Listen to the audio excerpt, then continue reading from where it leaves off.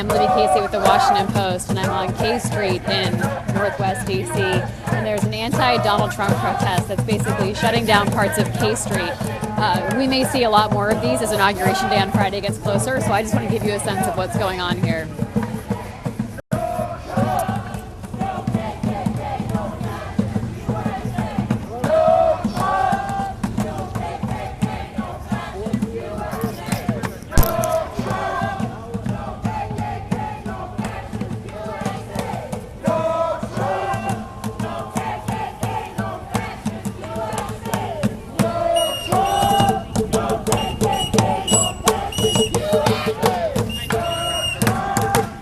It's not a large group, it's a pretty small group of protesters, but police are shutting down K Street as they head east. And so you can see at this busy time, almost 5 o'clock, rush hour, it is 5 o'clock actually, you're seeing parts of K Street just shut down to let the protesters through.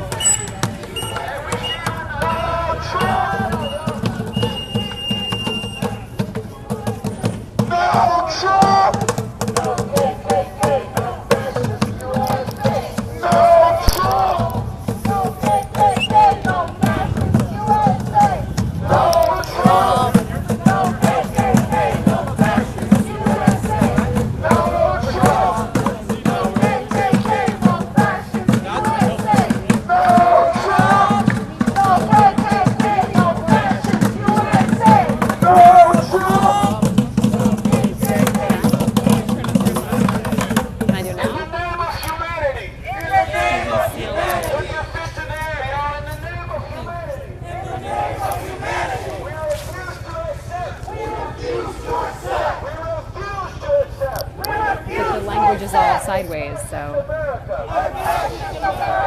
yeah. Sorry, that's okay. Because we already hit live. Yeah. We will not accommodate. We will not collaborate. We will not collaborate. We will rise up. We will rise up. We will rise up. We will rise up. To stop this fascist regime before it starts. Before it starts.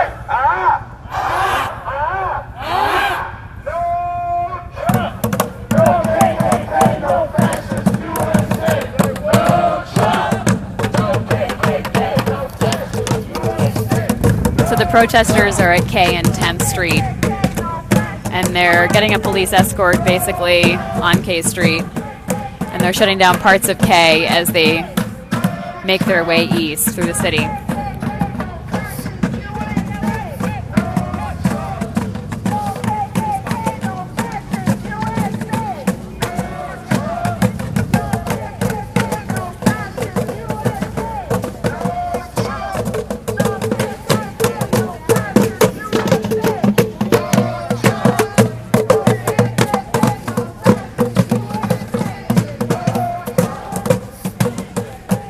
Hi, are you at the protest?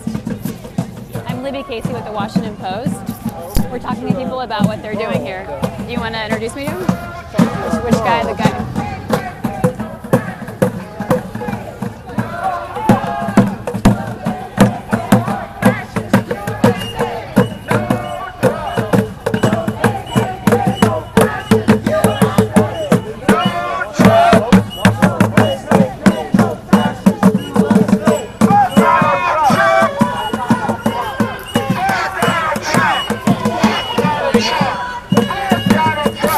Hi, I'm Libby Casey with the Washington Post, and we're eager to talk to you about what you're doing here.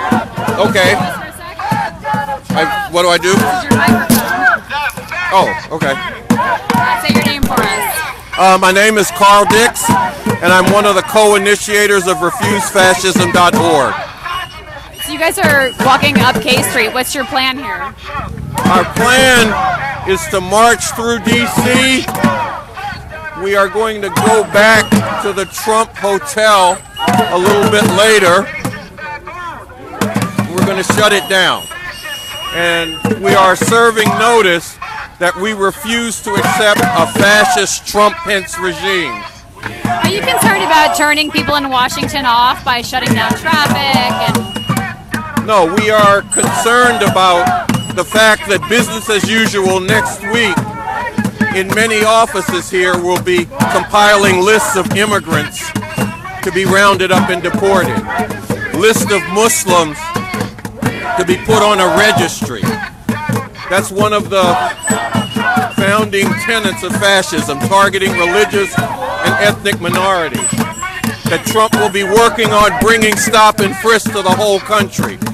A policing policy that will revoke the protection of the Fourth Amendment against unreasonable search and seizure for black and brown people. We have to disrupt business as usual, and in fact, we're calling on everybody who sees what a Donald Trump regime would mean to join us in the streets. We're calling on people to flood the streets of D.C. and everywhere else to stop this regime before it can consolidate its hold on power. Thanks a lot for talking with us. I'm Libby Casey with the Washington Post, and we're here at a protest that's walking east on K Street. That's an anti-Trump protest. We may see more of these as Inauguration Day on Friday gets closer. We'll just give you a sense of what's going on here.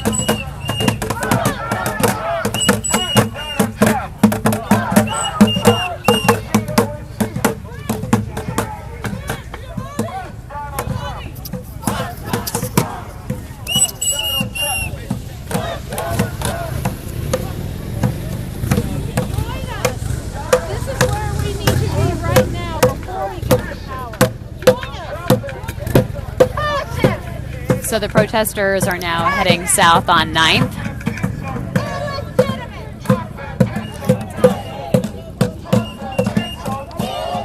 They're getting a police escort here, so they're basically shutting down parts of the city as they go. They're shutting down streets.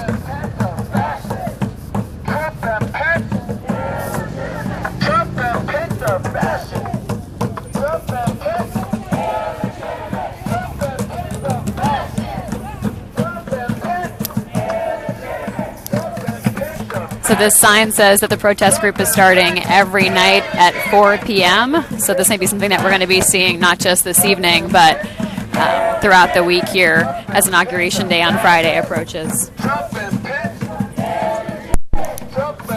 are fascists. Trump and Pence. Trump and Pence are fascists. Trump and Pence. Trump and Pence are fascists. Trump and Pence are Just to let everyone Trump and Pence are fascists. Trump and Pence. Trump and Pence are fascists. Trump and Pence. Trump and Pence are fascists. Trump and Pence. Trump and Pence are fascists. Trump and Pence. Trump and Pence are fascists. Trump and Pence. You can see the police coming behind. They're basically keeping this group away from traffic and keeping traffic away from the group of protesters. So the protesters have been given about a block radius by police, basically an escort. Police are blocking off the streets ahead of them to make sure that people don't get hit by cars. I am, yeah. Where from? I'm with the Washington Post. Would you like to talk to us? Sure. Okay, hold on a sec here. This is a very sophisticated microphone we're going to use. I'm Libby with the Washington Post. What's your name? Scott. Scott Let's Gilbert. walk this way a little Yeah. bit so we don't trip on anything. Scott, what are you doing here today? Well, my mother and grandparents were Holocaust survivors. And y'all know about Anne Frank. and Frank was actually a childhood friend of my mother's. They grew up together. One ended up in hiding and going to Auschwitz, and the other survived.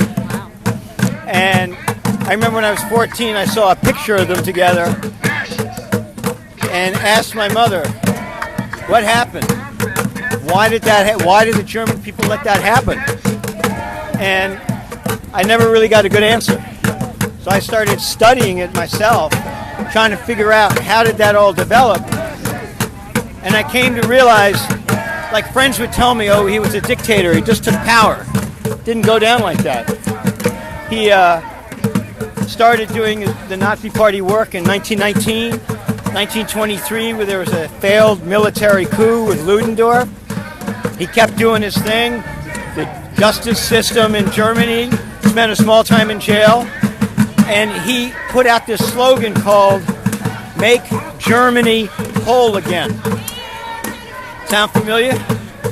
Make America great again. So what are your concerns right now?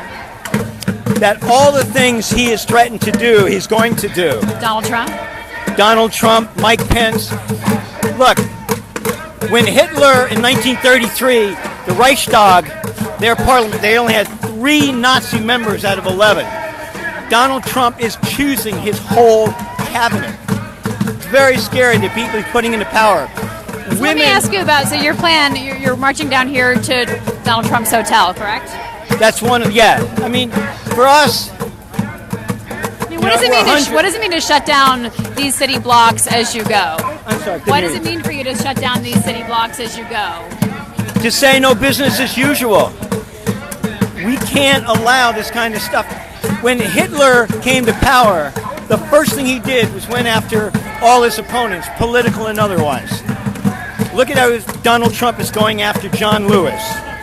Look at how he has been going after certain people in the press already, right? We can't wait till that happens. We need to be in the hundreds, we need to grow to the thousands and millions so there's no business as usual. That there's a whole political crisis and they are knocked out of power. I have to play devil's advocate and ask you if you're concerned about turning off people in Washington by shutting down streets and by marching here The before people inauguration in happens. Washington, you mean the people who live here or the Democrats and others? Both. All right. The people who live here, millions of them are scared. Talk to them, walk down the street and ask them how many of them are really scared and don't know what the future is going to bring. And we know we can't wait. I remember, when Hillary Clinton said, give him a chance. We can't do that. We would never, if we knew now what they did then, would we say give Hitler a chance? No, right? We can't rely on the Democrats. They've all been going along with it. How many of them, except John Lewis, has stepped out and said, no, many people are scared. Many people are worried what's going to happen in the near future. Women, are they going to have the right to control their bodies anymore? Or is pussy grabbing going to be the name of the day? I mean, I don't know about you, but that scares the hell out of me. I've got an 18-year-old daughter, and she's also not, she's foreign born. Are they going to deport her?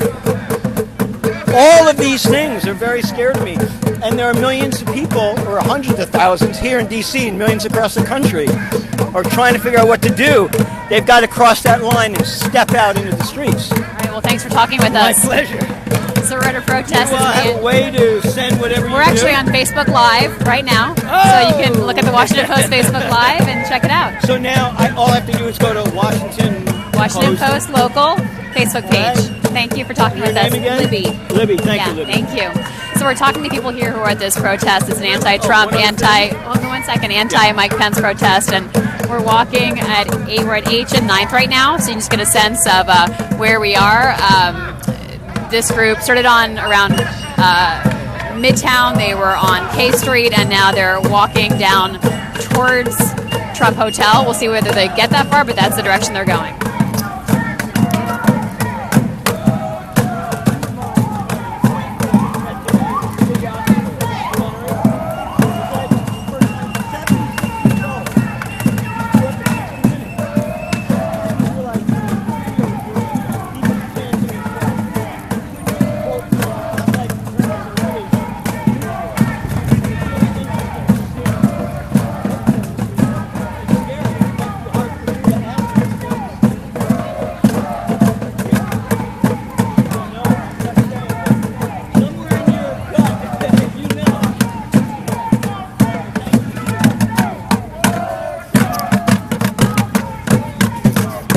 So as you can see from the signs that people are carrying, they're saying they're going to be out protesting every night, starting at McPherson Square.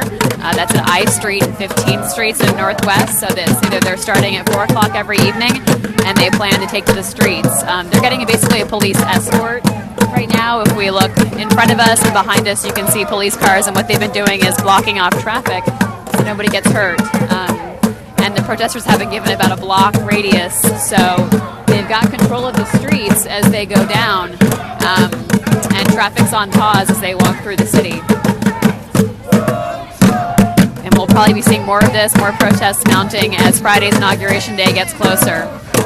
I'm Libby Casey with the Washington Post. Thanks for watching. We're just going to take a few more moments and watch the protesters. They're in the Chinatown Gallery Place part of the city. You can see the Chinatown arches right there in front of them.